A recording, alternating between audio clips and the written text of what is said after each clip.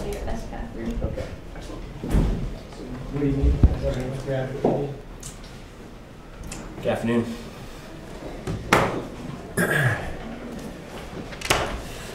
This is a pioneering setup in the mayor's office. We've never set up quite like this. Does this work for everybody? Is the backlighting okay? Or? Okay, great. Well, good afternoon. Thank you all for being here. Appreciate the opportunity to share with you my position with respect to the 3 Burlington Telecom finalists. As you all know, the council will be taking a major vote on Monday that will have a great impact on the future of Burlington Telecom. Basically what I'm hoping to do here with you is to go through my position on that vote. I would like to talk a little bit about the background that I think is important to understanding that position. I'm gonna, after I conclude, David Provost, who is the chair of the Burlington Telecom Advisory Board and has been committed to a successful resolution of the Burlington Telecom challenges since 2009 or 2010? 2009. He will share some thoughts, and then we will take questions for as many as you have. In all that, there's going to be a lot of information that we're sharing here. What I hope is that 3 main points come through in all of that. And here's the first point.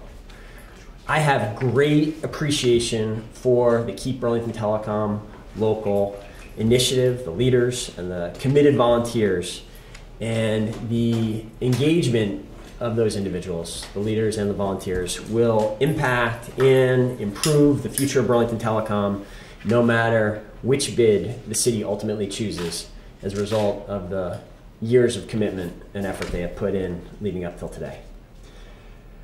Unfortunately, as a result of a host of operational, financial, regulatory, and ultimately legal concerns, I do not believe that the KBTL proposal meets all of the city's selection criteria, and I do not believe that it is currently a viable proposal.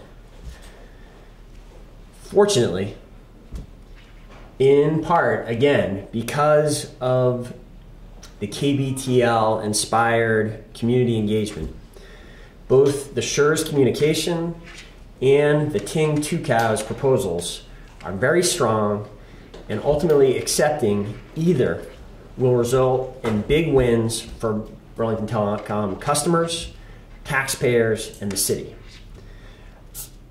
I am encouraging the council to forward both of these proposals, the SURE's and the Ting proposals, to the final stage for consideration next Monday. I'd like to now expand on each of those 3 points at some length.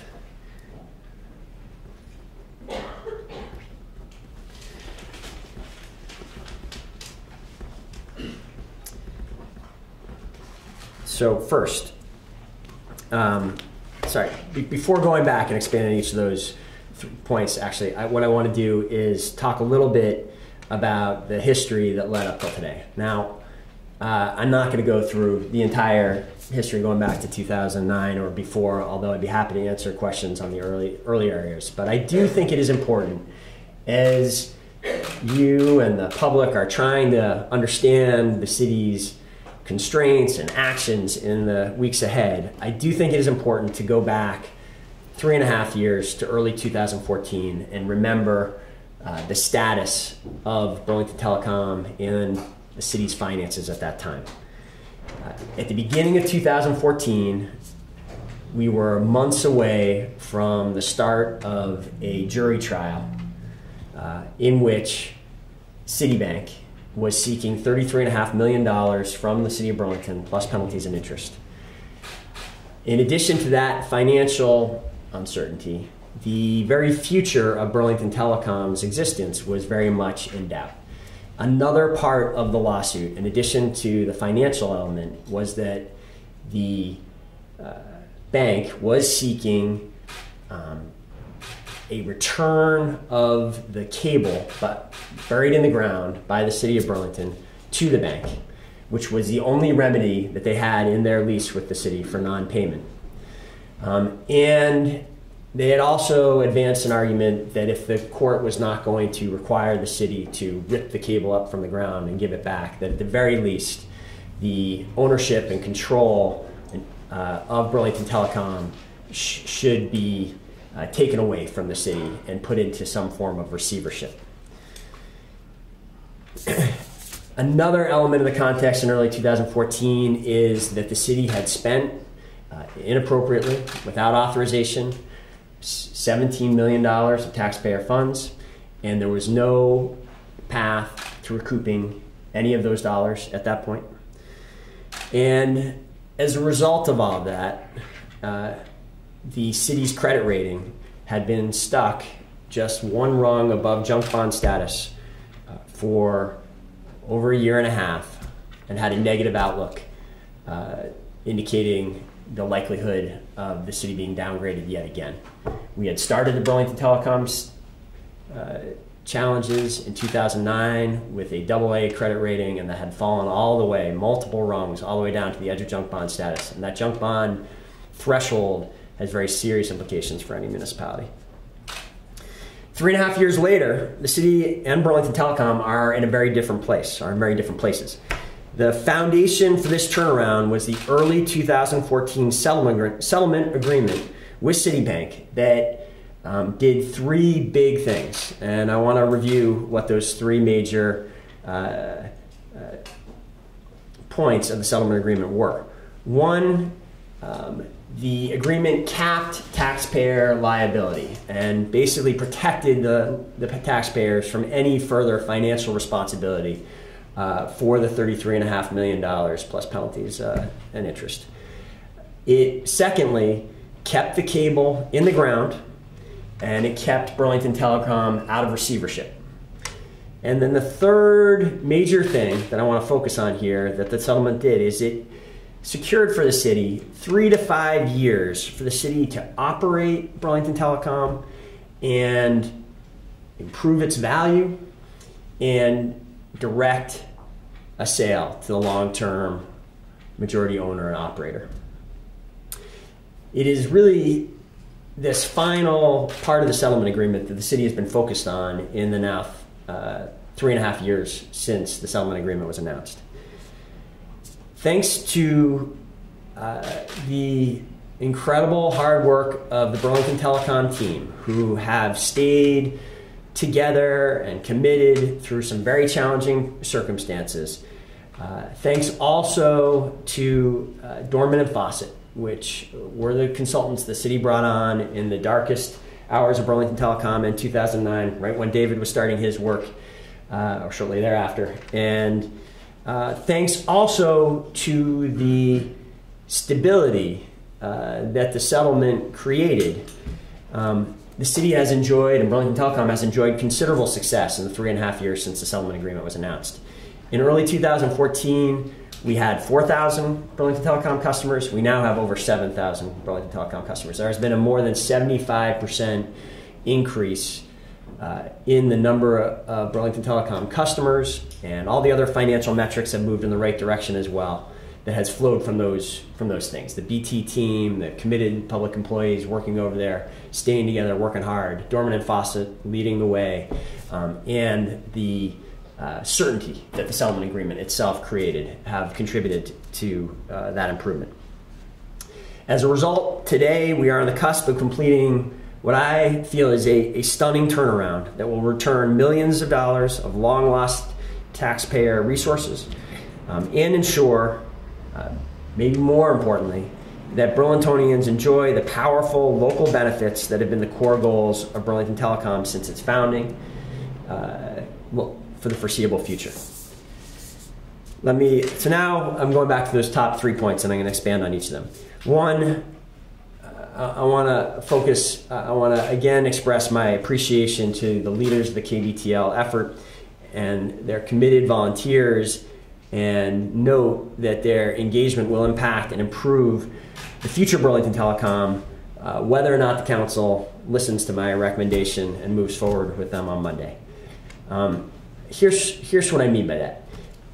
First of all, this KBTL group has been active for years, and they had a very significant impact on the process, the public process the city went through to create the sales criteria that we are currently using to evaluate the proposals, and that the Burlington Telecom Advisory Board has been using to evaluate all 8 of the proposals that came in June 5th. There is no doubt that KBTL activism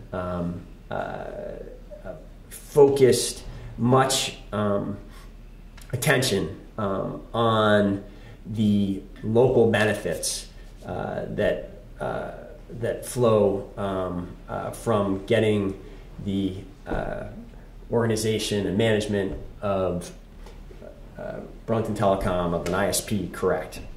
Secondly, the fact that they have clearly earned broad support within the community for their vision has kept us focused on the local elements of the criteria before us. And as a result, clearly the SURES and the TING proposals, which are before us for consideration, reflect that focus and have more emphasis on the local benefits than they would had KBTL not been active throughout this multi-year process. I'll say a little bit more about what those local benefits are in a moment. Second point, unfortunately, as a result of a host of operational, financial, regulatory, and ultimately legal concerns, I do not believe that the KBTL proposal meets all of the city's criteria, and fundamentally, at this point, the KBTL proposal is not viable. Let me say a little bit more about that. First of all, I hope it is clear to everyone that the City Council and my administration hoped and took steps to support the KBTL effort moving forward. There has been communication throughout the years with the leaders of the KBTL effort. There was an effort to telegraph long in advance when this process would be getting started, and even once the process started, there has been, and as concerns started to be raised about the KBTL proposal, we have allowed supplemental and encouraged supplemental submissions to address some of the concerns, and continued to, as we have with other bidders, keep open the possibility of improvement of the proposal. A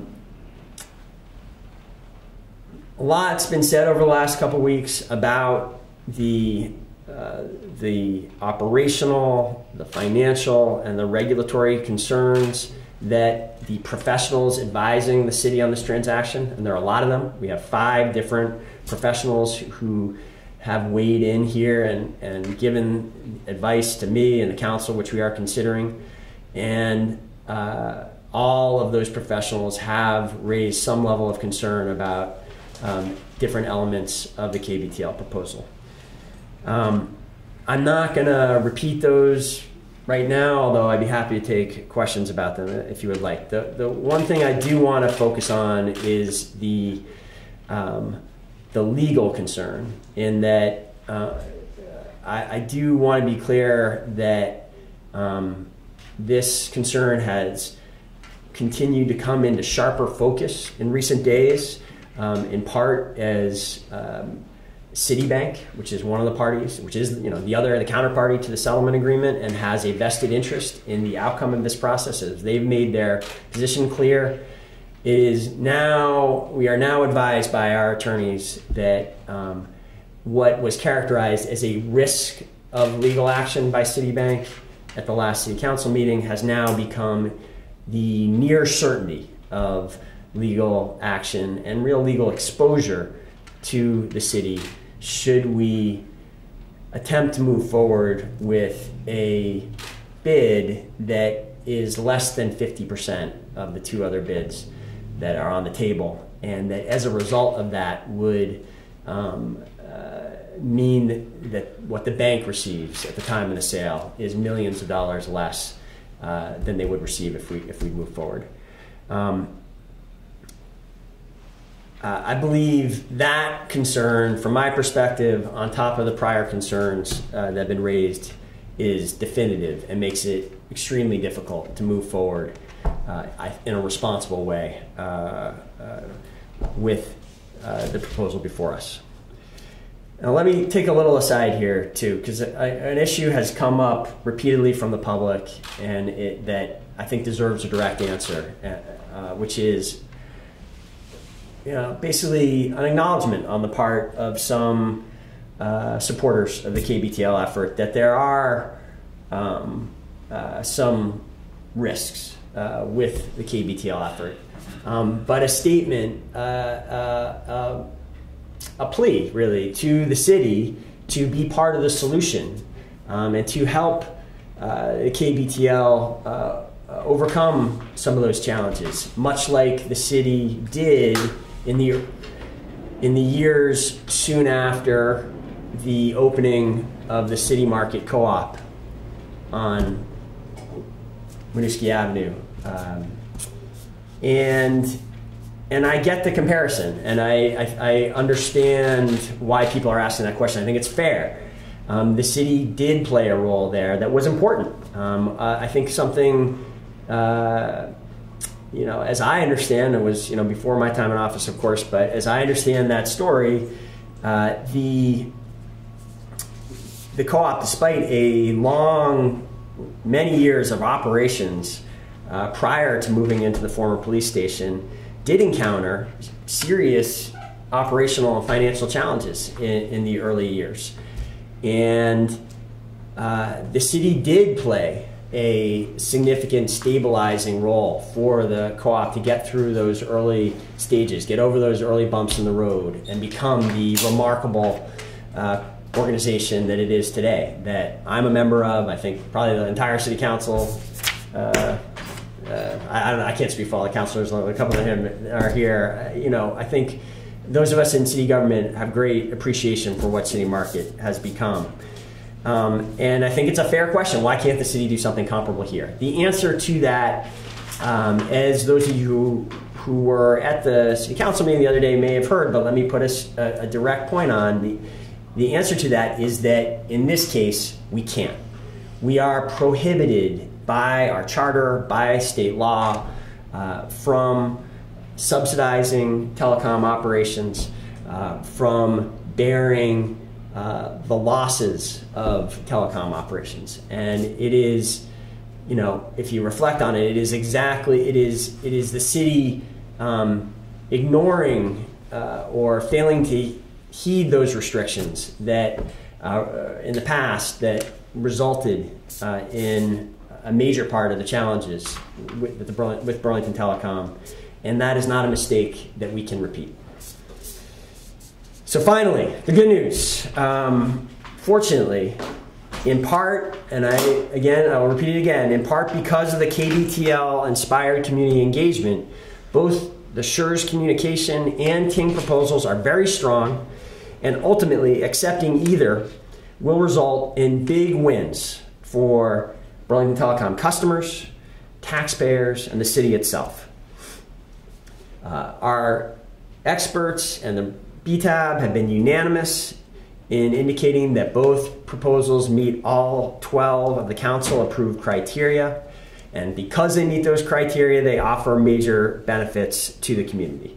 Let me review some of the most significant of those benefits, because frankly, I think up until now, there has not yet been enough focus on what those benefits are and how substantial they are, how significant they are for the future of the community. First of all, and I think a foundational point is that if we complete a transaction with either SURE's or Ting, the future of Burlington Telecom will reside in the responsibility of a mature, well-capitalized organization with skilled management teams, and that fundamentally that have both financial and management capacity. And as a result of that, Burlingtonians will be able to count on the fact that for the foreseeable future, they will have access to very high speed, affordable internet supported by strong customer service. Happy to answer questions on my confidence in that. I think that is the most significant thing that will come out of accepting either of these proposals, and that outcome of stability and assurance of high quality, high speed, affordable internet supported by strong customer service has been very much in doubt during the years of Burlington Telecom uncertainty. That will no longer be in doubt going forward. Another deficiency that we have not been able to address up until now that will be addressed within about 12 months after the completion of a transaction with either Schurz or Ting is that we will finally be able to serve the 15% of the city that today cannot access, cannot use Burlington Telecom because the cable, the fiber, does not pass in front of that home or business. About 15% of the city is currently not served. That will be, again, fully addressed or addressed all but for maybe a handful of properties within about 12 months after the completion of the transaction. And that is a commitment firmly made in the letters of interest from both Schurz and Ting. Third, importantly, something I think that was long doubted, but that we have hoped we would be able to say to the people of Burlington is by moving forward with Schurz or Ting, we will be able to recoup approximately $6 million of the funds that were lost during the years leading up to 2010. That value could come to the city in the form of cash, some of it will come in the form of real estate, and some will come may come subject to regulatory approval in the form of equity in the new Burlington Telecom. That is something, again, that we have pushed for through these negotiations. I think that in particular flows, the fact that we have been so focused on that flows from some of the community activism we have seen around the benefits of local ownership. And in both Ting and Schurz have indicated that they are open to a significant minority ownership should the regulators approve that. That's important because that meaningful local ownership will help enforce and ensure the longevity of a number of other local benefits. Specifically, there are commitments in both of the two proposals to have a Burlington office and to have a major staff presence, very possibly growing over time in Burlington. There is very clearly in the Ting proposal, and we hope ultimately in the Schurz proposal, very substantial commitment to investment in the local community, in community investment in the form of investment in the BTV Ignite initiative, in the form of investment to help Burlington tech entrepreneurs, in the form of continuing Burlington Telecom's and maybe expanding Burlington Telecom's digital divide initiatives, and other community investment.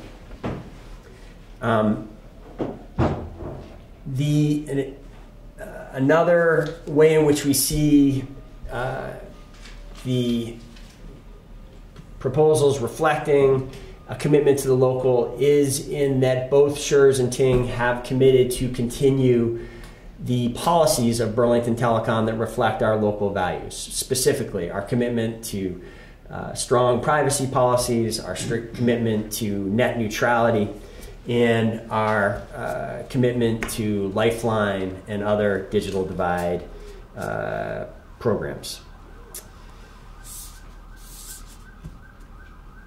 With that, that is the end of my prepared remarks, and I want to again thank David Provost for everything he has done to get us to to today and to next week over the last 8 years, going on 8 years, and say thank you to David for being part of this announcement today. Great. Thank you. Thank you all.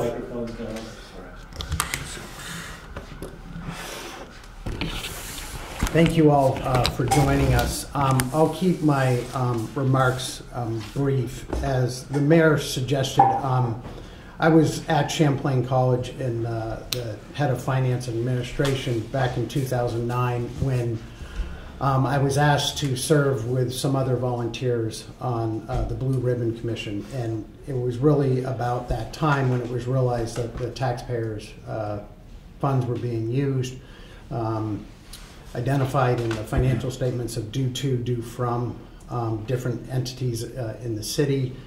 And I jokingly refer to, I was asked to volunteer for 3 months and step in and help the city, given my finance background, help solve this, identify what the issues were. And at the time we were facing $51 million in debt, and the city was considering increasing that to $61 million. And it was the decision of the council at that time not to do that, and we took the path forward in trying to settle with Citibank and in trying to ensure that the fiber wouldn't come out of the ground, and that our long-term goal was that the Burlington citizens, residents, and businesses would forever be able to benefit from the investment that had been made. And in fact, that's where we're at. 8 years later, still volunteering because I'm passionate about what this means to Burlington and to our citizens. And we need to see this through. And the mayor's recommendation that you heard today, I do think is what is best for Burlington moving forward as someone who's been involved in this through the ups and downs. The BTAB over the last year and a half has been meeting often to first set the criteria, then working with Dorman and Fawcett and soliciting these 8 proposals that we did receive. The BTAB has spent a lot of time evaluating those proposals, interviewing and meeting with the bidders. And we moved forward the 4 names that we did to the council for them to consider. It's not the BTAB's decision, it's ultimately the council's decision, but we believed we were working in the best interest of what is best for Burlington. There's been some confusion of, people have asked me, why did you move KBTL? We released the information from the work that the BTAB did, and I echo the mayor's sentiment. I have nothing but the utmost respect for that effort of KBTL.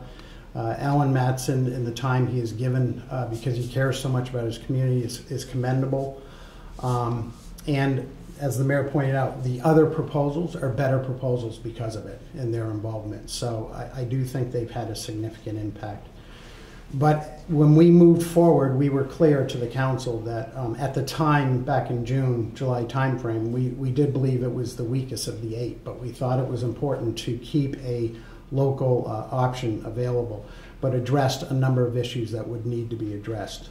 It's not my opinion at this time that they've been able to overcome those issues around financial capacity, around the cost of debt, and around management experience. So I guess I would close with this. The 2 proposals in Ting and in Shores, if you take the money aside and simply look at the criteria we set, and you look at their capital capacity and their ability to invest in Burlington, which they're both committed to, their experience in this space, and their management team, we are giving Burlington 2 great solutions to what was originally envisioned and set out 8 years ago.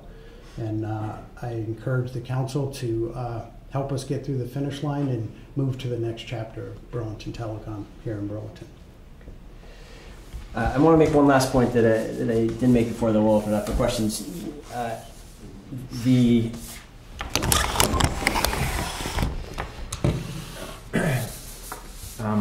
And thank you, David, for your comments. Here's the point I didn't make before. I think it is important that the council when making this decision on Monday, forward both Schurz Communications and Ting, not only for the reasons I've shared, that I think ultimately really the choice needs to be one of those proposals. If we don't forward both of them on Monday, we are not going to get the best possible outcome for the people of Burlington. This process was designed envisioning that significant negotiations would happen after Monday in this final phase. Right now, we have commitments from both Schurz Communications and Ting, but it is commitments that are not binding, that are in the form of letters of interest. There is always the possibility when you move from a letter of interest to final definitive legal documents that there will be some breakdown in those negotiations, that you will find a problem in what had previously been contemplated, that there's been some failure to have a full meeting of the minds when we are just dealing with these these preliminary documents, these letters of interest. And so there's some important negotiation that still needs to happen between now and when we select the final proposal. And I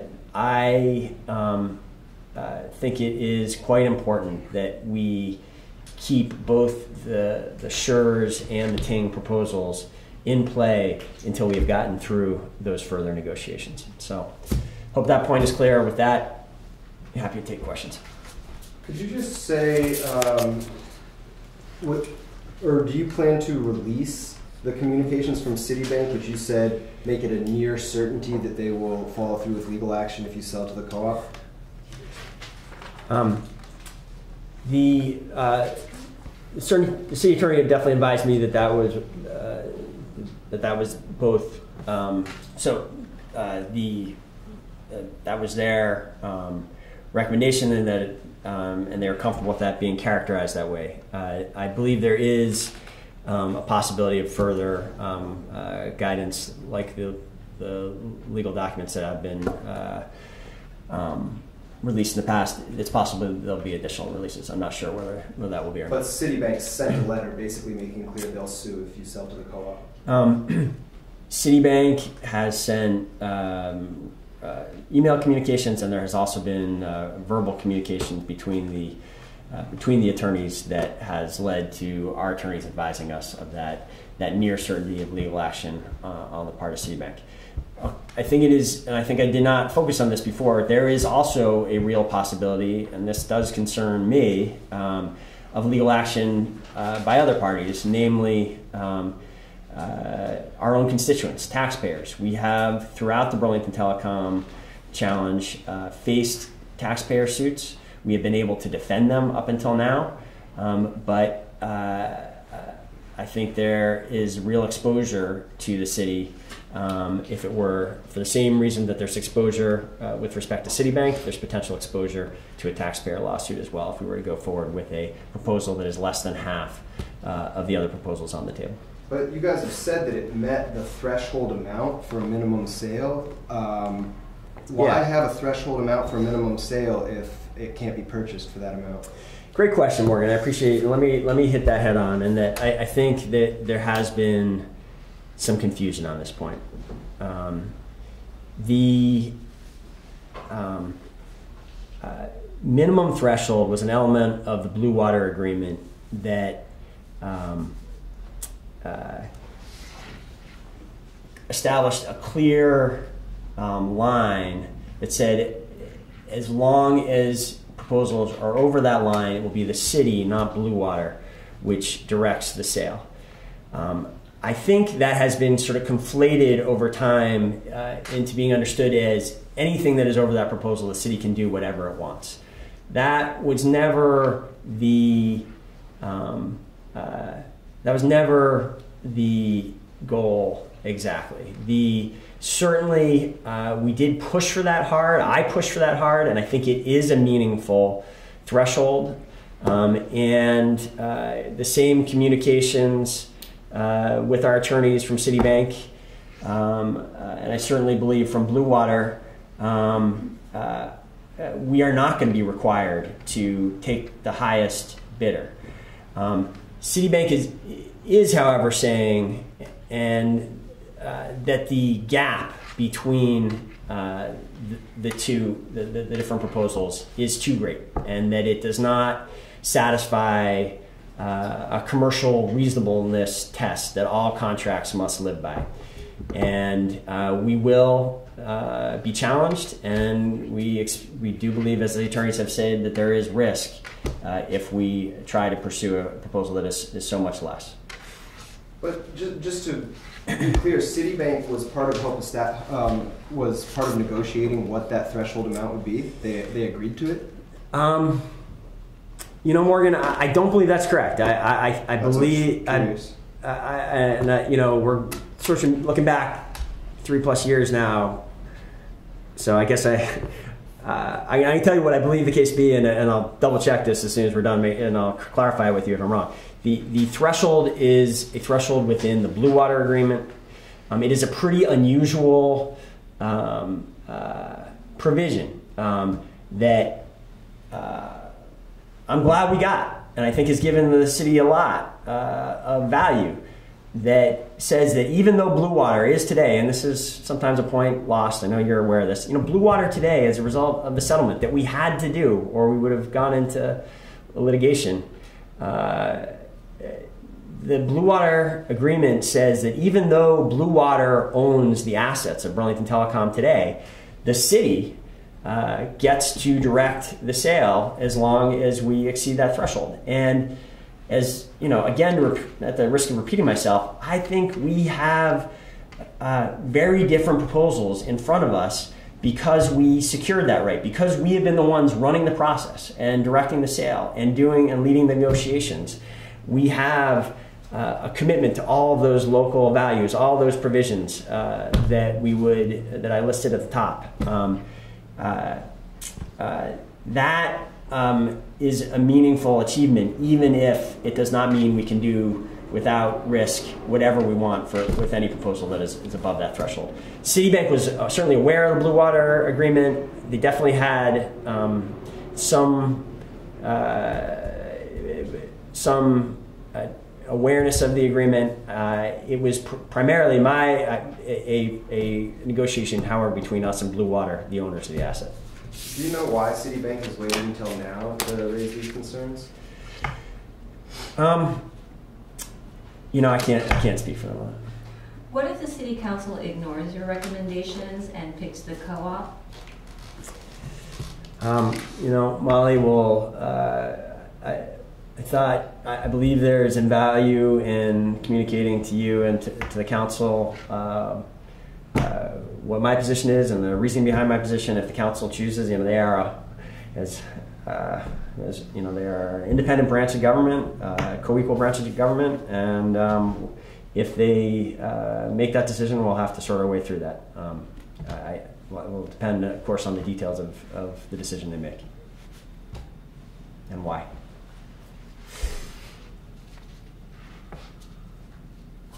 Here on an unrelated matter, the city postponed the homeless, letting the police go in and take care of the situation. Yeah. What's your opinion on that? That the city lawyer has delayed it? Yeah, I'm aware that the city attorney is still reviewing reviewing the situation, is in particular reviewing the new information and the new issues being raised by the ACLU as of Friday night, and I expect that review to be concluded shortly, and the city to be able to make a decision and move forward in one direction or another. A lot of my effort, you know, so far this week has been on the announcement that we're talking about, but that is my understanding of the situation. And what's your opinion? Do you think we should be moved? Well,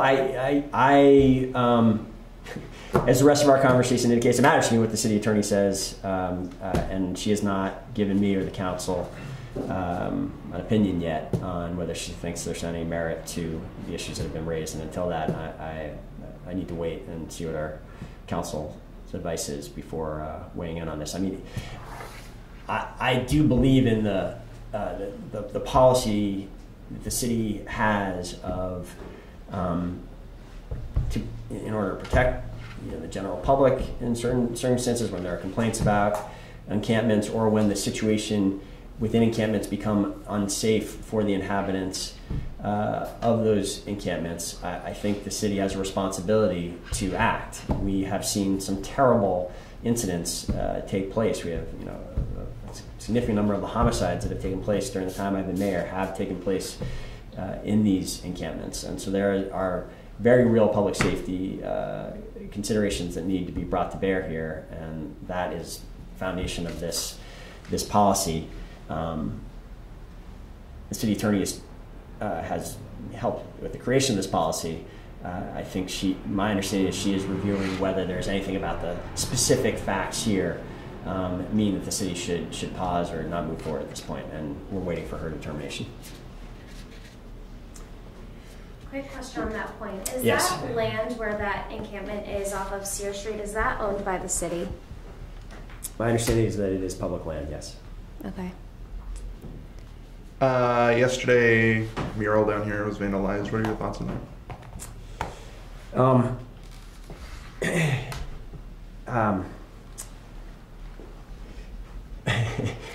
I'll tell you, in part my thoughts are that this was a very big announcement and a lot of effort has been going in to prepare for this.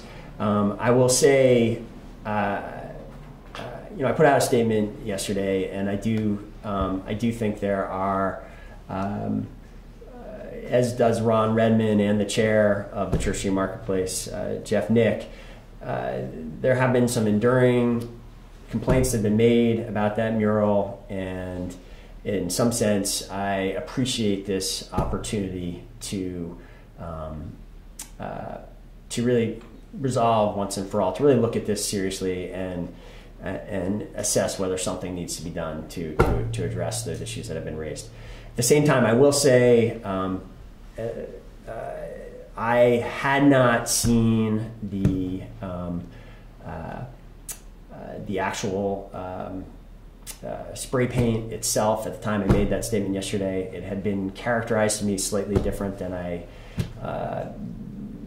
was described to me in a way that was not consistent with my when I actually saw what had taken place there. And so I guess I would like to supplement my prior statement on this and say that I do believe that the police are treating this as a violation of city ordinance, and there will be a citation being issued on that, and I support them moving forward with that action. I think that's consistent with an act of civil disobedience, which is how this was articulated.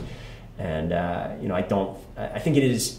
I think there would have been.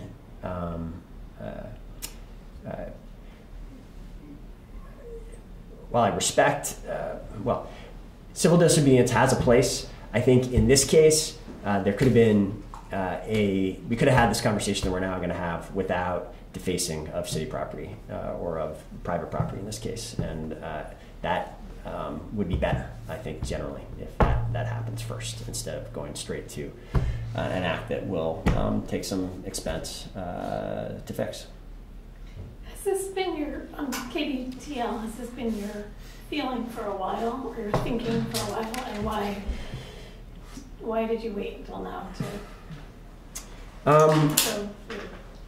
well, certainly I have been focused on this decision for a long time. Something that I've said to some of you, but I think it's worth repeating here, is I believe if you added up all of the time that I've spent on Burlington Telecom over the last 5.5 years, we've spent more time on this topic than any other issue going back to the beginning of my time, when I started in office. And that certainly includes from now going, that certainly has been the case through this vetting process from June until now. We have put an enormous amount of time and effort into this. I attended every one of the Burlington Telecom Advisory Board meetings this summer, even though I'm not a member of that board. I put effort into visiting the Ting and the Schurz locations, and have weekly teleconferences. So, of course, I have been paying attention to this and developing opinions over time. I am only committed to this position now when a couple things have happened. First of all, the professionals have had the chance to professionals we have hired for this job have had a chance to fully weigh in on the proposals before them, and we had the benefit of all of those, that professional work in addition to my own intuitions and opinions. And also, explicitly, the KBTL proposal was advanced and kept alive in the hope that there might be a way for the deficiencies of the proposal to be materially improved. And in some ways, there has been some improvement. And so I, until now, have felt it would be premature to commit to a position.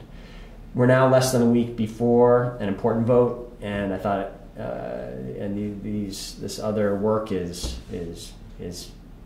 completed and it's largely been made public. There is one more document from our telecom expert that has not been released yet, but has been drafted. It's been shared with the council and me, and hopefully will be made public soon.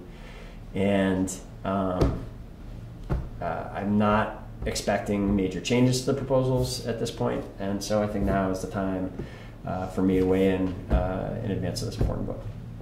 And I have one more question. Sure. So looking back, now we have these pretty good proposals. Yes. Is there a sense of regret or celebration? I'm really glad you asked that question. And I know that the sale of Burlington Telecom is painful for many people in this community. And I understand that pain, and at some level I share some of that. At the same time, by the time I came into office, I do not believe there's ever been, by the time 2012 came and all the water that had flowed under the bridge before that had passed, I do not believe there was an option to maintain the full local ownership that had originally been the Burlington Telecom vision. And so I see the proposals before us as I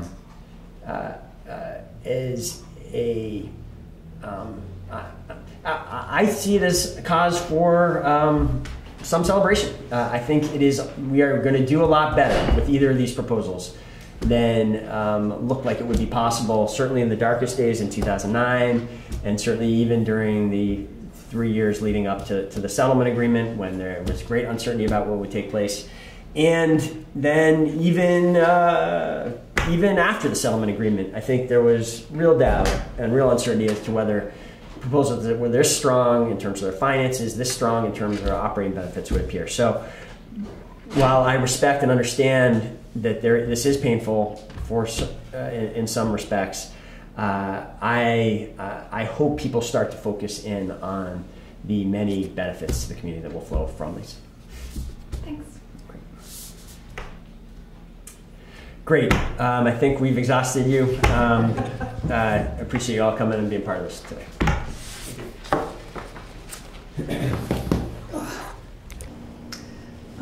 The mayor mentioned several things, including management. He suggested that the two proposals he recommended would have more management experience. What's your response to that? Yeah, I think there are a lot of fronts that things have been brought up on. I think that we're a group who are trying to acquire a telecom. Mm-hmm. And in this position, we don't actually have a job to offer anyone, but we're a board who would hire a general manager and would hire a management team. And that's kind of key in all this. And I think that that you're saying, would this board have an understanding of running the telecom. That's not quite the correct question. And I think the correct question is, what would we bring in for a management team? And the first thing I said, which is we don't actually have a job to offer anyone, it makes it very difficult for us to say, oh, here's what we're going to do, because when we say, oh, here's what we're going to do, a lot of the people who we might mention currently have jobs and we don't even have a job to offer them. Mm-hmm. So we're kind of stuck in a difficult position. I will say this. I couldn't be more confident of our management plan, that our management plan will be as strong as anything put forward. I feel quite confident that the plan that we would put forward would be looked very favorably upon by the Public Utilities Commission. Mm-hmm. The legal obstacles he mentioned, do you agree that those are real obstacles, or do you feel those are being overstated somehow? I think if those are the ones that come out of, say, the Public Utilities Commission issues, I think, Andy Montrell, who's on our board, has written CPGs, is a Public Utilities Commission experienced lawyer.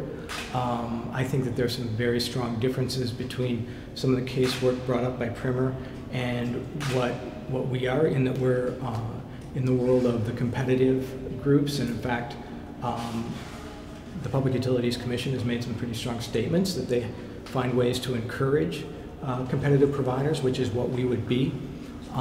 So we have a kind of a different take on all that. I think that honestly, to get the best answers to that, it would be better if you talk to Andy, and I know Andy would, if you can reach him. I know he's in court or something. I know he's got some things going on today and couldn't make it here, for example, but Andy would still be the better one to talk to about that. Okay. Well, and so how do you view this, being left out of these recommendations? Is this like a death blow to the co-op, or are you guys still in it? The death blow really is it will be a full, decision maker city council vote. I think that I think the mayor acknowledged this. He's one voice in this process. He's making his voice known. And so I don't see it as, necessarily as a death blow. It sure doesn't help us. I mean, it makes it tougher. Have you guys, in any of your discussions with Maine Fiber, asked if they'd be interested in managing Burlington Telecom? In fact, one of the reasons that we're working with them is because they don't want to be the operator of the telecom. That being said, they have been of extreme strategic value in discussing management of the telecom. And I would ask that they provided input and potential resources, although they don't want to be running a telecom company. Their perfect world is their dark fiber, and that is still how they see their role here by providing the financing. And do you think that one of these two bids that the mayor touted today would keep the jobs in Burlington? I just don't. I mean, I've looked into them. One's a public company, one's a private company. I can read the news stories. I can form my opinions. I just don't know. I definitely know that there will be pressures on any company that has multiple locations and multiple lines of business that may or may not favor Burlington at some point or another. Okay. And for people who never thought the city should have gotten into this business before, and now they see, this co-op, who are skeptical about your bid and the fact that it's lower, what's your best pitch to them to consider your bid? I mean, I think that even if you look at the CPA's report, Jeff Small's report, he indicated in there how that there would be a lot of value coming back to the member owner subscribers within our bid. And I think that that's kind of the key point. And when I read that in the CPA report, I recognized they pointed out some risks, but I think he also pointed out one of the key points of value of our offer to the citizens of Burlington. The mayor had a lot of nice things to say about you. Yeah, we really appreciate that. I think that we have stayed as active as we can, and I think that the point that he hit upon is we felt like we needed to bring attention to this process. We've been working on this since, I know I started thinking about this project with several others pretty much the day that we went into default to Citibank. And part of what we recognized is it was going to be difficult for our city's politicians, those at that time and those in the future, to really bring a lot of attention to this. It's politically still very charged, and for that reason, our group got started outside of City Hall, and I think we appreciate that there's recognition of what we've done. I've used this line a couple times recently, though. It's a little bit like taking your cousin to the prom. You're there, but something doesn't quite seem, you're still not quite where you want to be. And if you're one of 2 bids on the 16th that the city council chooses? If we're one of 3 right now, and as one of 3, we are still, I will say honestly, working to try to make the proposal better. And if we are one of 2, we will continue to do that. And like I said, the death blow would be, a final vote, and at that point, that's the city's decision, and that's where I think we have to keep working on behalf of what we think is better interest of citizens, until that happens. Where will you take your activism on this issue if you're not one of the final 2? Bermuda. Do you have a preference between Ting and insurers? I really don't. As I said, pretty much we've done our research. We're trying to understand who and what we're competing against. And I don't know. I just don't. I think that if it's the point where we are no longer involved, I will try to be. I'll try to give you more on that at that point. Sure. Do you think you'd stay involved trying to hold the new owners to account for what they said, for the Yeah. So quickly, I don't think any of us woke up wanting to. I don't think our group woke up wanting to run a telecom. What we woke up is wanting to keep an asset within the city, and so post-transaction, absolutely, we want to have good competitive telecom within the city, and I think we've all built up a lot of understanding of the industry, and we want to keep it active in that in some fashion. And I don't quite know the direction. Right, I don't know what the direction would be. Mm-hmm. Sure. How many votes for your project do you think you have on the city council? Have you done some counting? Yeah, we got this big board, the yes, no, maybe board, and we slide them back and forth. And no, actually, we don't have that board because I don't want any pictures of that in the paper. Yes, we do certainly think about where all of the city councilors are coming from, and we think a lot about where the mayors come from. And I think that every city council member will come to their decision for different reasons. And trying to understand what the reasons are for each city council member, and what risks can we talk about, or which benefits are most important, and how to play those trades off. This has actually been a process where I think that people have been have wanted to learn, and yet have also been very good at not sort of stepping over the lines of with us of being neighbors, being friends, being versus being decision makers.